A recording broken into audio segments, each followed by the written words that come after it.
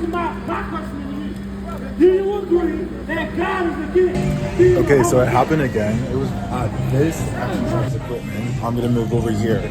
But basically, I left to grab my water and to do a quick pee, literally under a minute.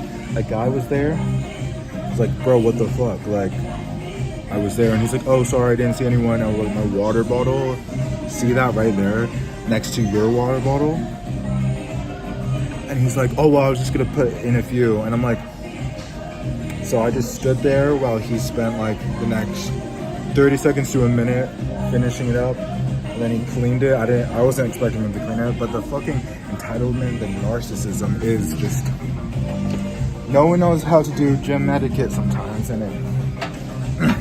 Okay, I'm so done. I'm just dying. I'm so tired. So we're gonna go back. Boom. Just hang out. Whew. I've been watching YouTube stoned as fuck for the entire day, guys. But I actually should be a little quiet. It is in the middle of the nighttime, so I have a problem like yelling when I'm talking to my phone, especially when I'm like recently talking to people. I'll check in later. The next day. Joe Biden is dropping out of the 2024 presidential race. Finally, we just got the news. Like, the news just broke like 30 minutes ago. The Washington Post came out with the news, along with literally every other media outlet in the world.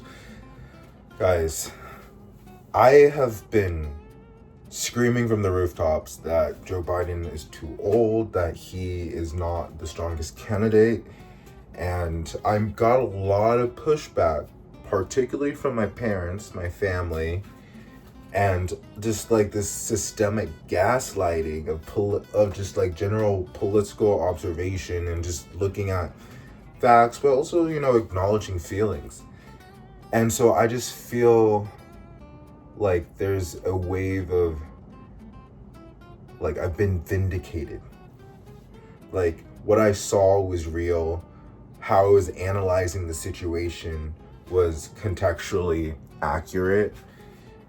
And also, like, we're living through history right now, guys. Like, this is insane.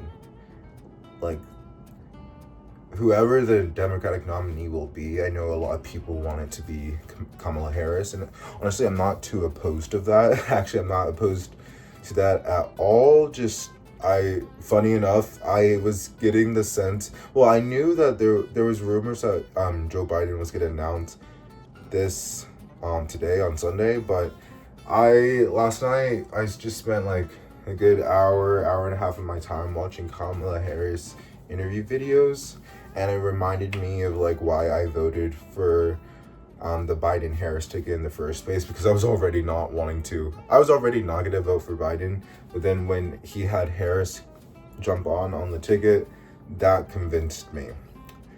And now, like, there's space for her to actually get it.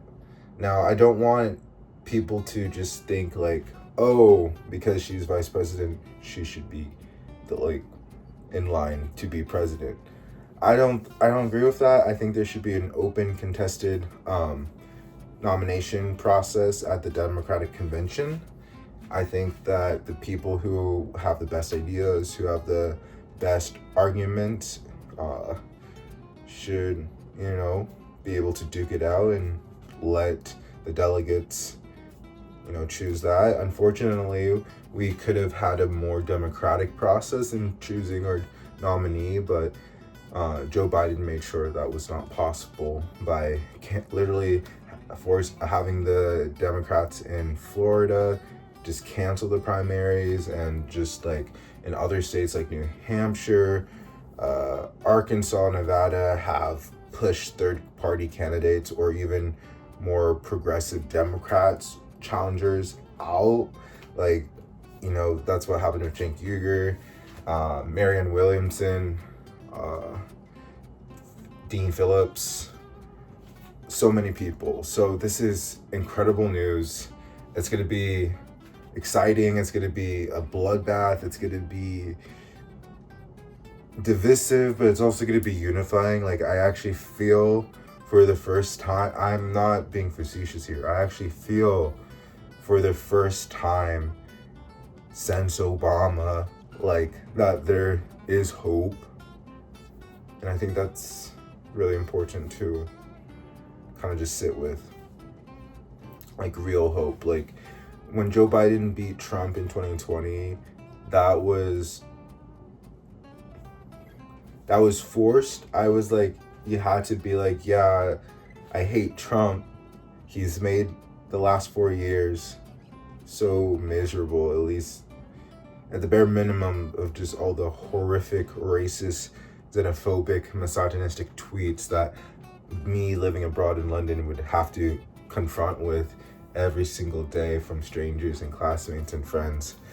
And so, in a superficial way, like, it was already, his existence was already too much. But now, we voted for Biden, but he was not what we wanted, and it was not a regular primary process. Kind of made sure of that, his campaign. I just don't want people to, I think when people are ready to start talking about Biden's legacy, I think it's important that we don't gloss over the fact that he put us in this position in the first place, where we had to actively tell a senile, demented man that it's time to go, and he dug in his heels for this. His campaign did a lot of undemocratic, I would argue, some could see from a perspective, illegal things. I just don't want to whitewash Joe Biden's legacy. We can, who and how that he beat Trump in 2020, like, that's very real.